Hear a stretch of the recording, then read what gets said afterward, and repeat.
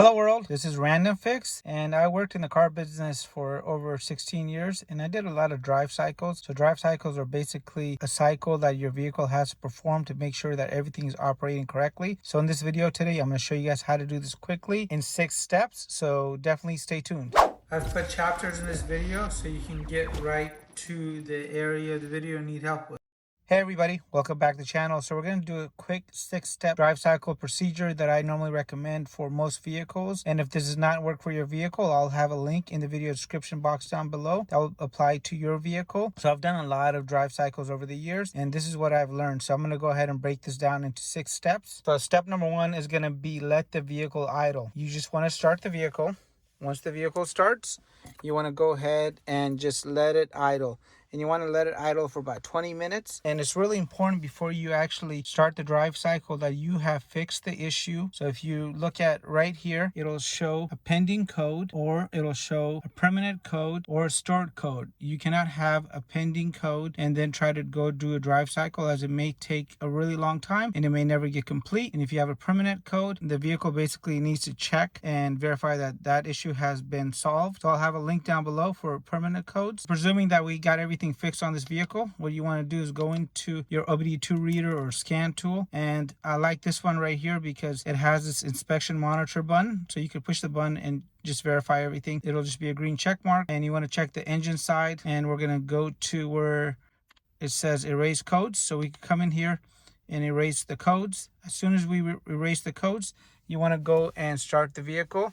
Again, you're going to let it idle for 20 minutes. Make sure the AC is off. And while we're doing this test, you're not going to be using the cruise control. And you're going to drive normally and just very consistently. While the vehicle is warming up, what you want to do is go ahead and do a quick visual on the vehicle. So you want to go ahead and pop the engine compartment and check, make sure everything is going to be either factory or it has a carb number, which is basically going to be for California. The more stock your vehicle is, the less chance of you failing a visual test. And after the vehicle has warmed up, you want to go and drive on the freeway at speeds of 65 miles an hour. So you might have to find yourself a nice country road, and you want to go ahead and maintain that speed. Again, no cruise control and no AC.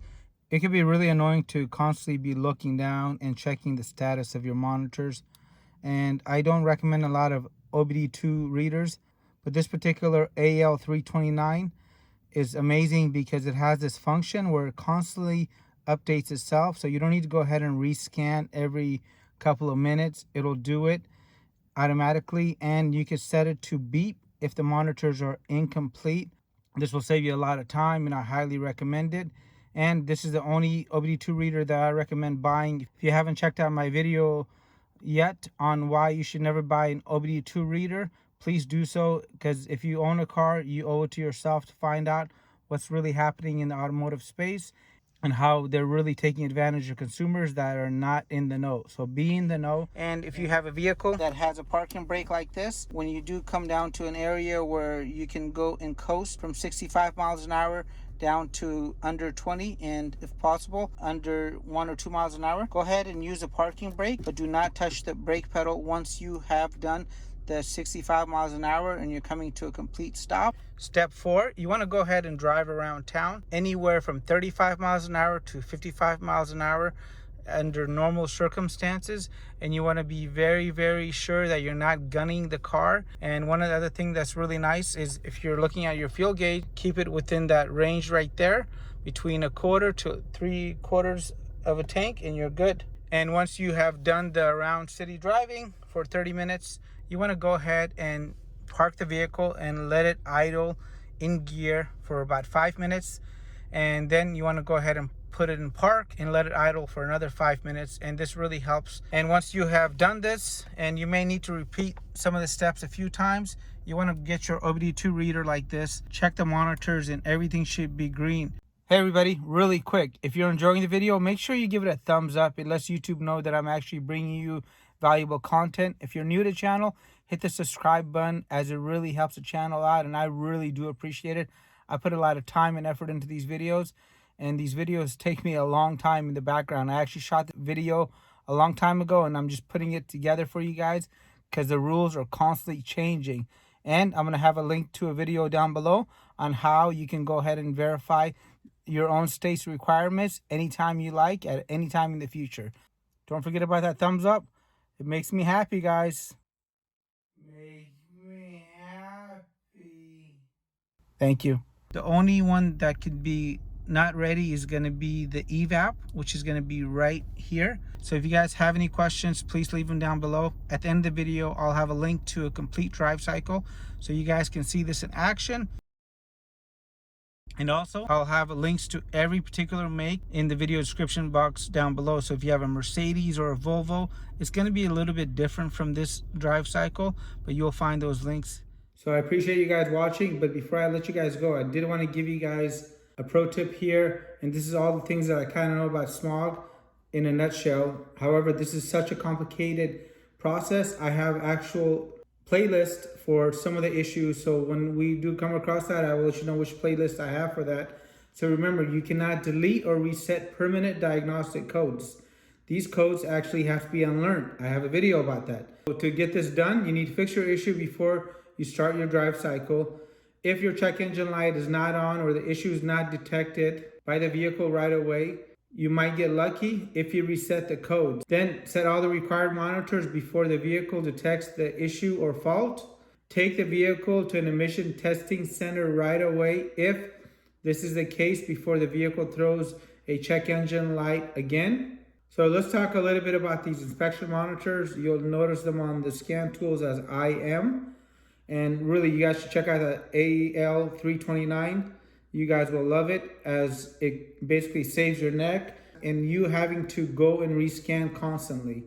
So the very first 3 monitors should set within 3 seconds. So the fuel, misfire, and the CCM should set within seconds of you turning the vehicle on. If one of these monitors is not setting, guys, stop right here and figure out what's going on. Whether you have an issue with the computer or if there's something wrong with the wiring harness. But these monitors are really easy to set. Then we got the oxygen sensor heater monitor.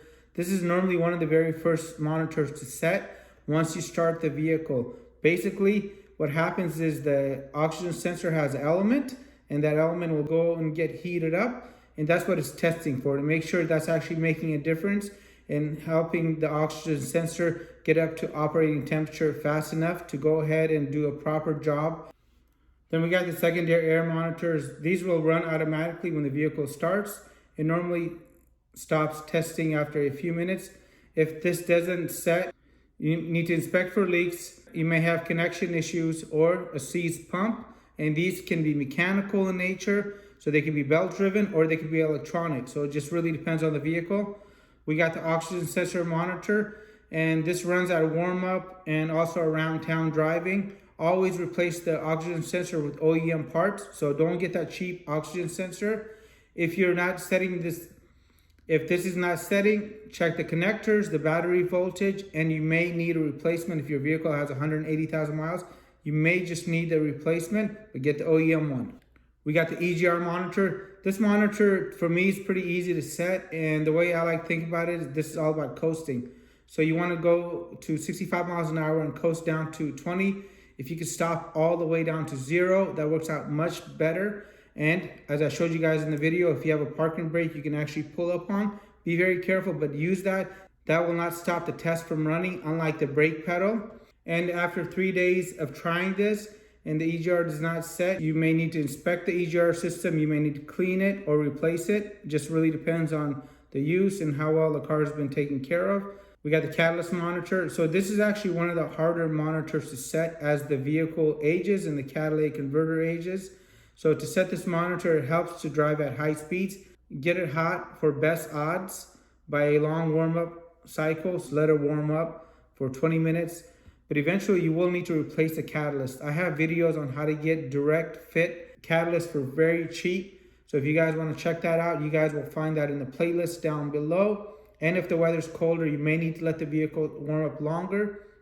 And to get that catalyst nice and hot, I recently had a Honda Accord that would not get ready. I had to take it on a hill, guys.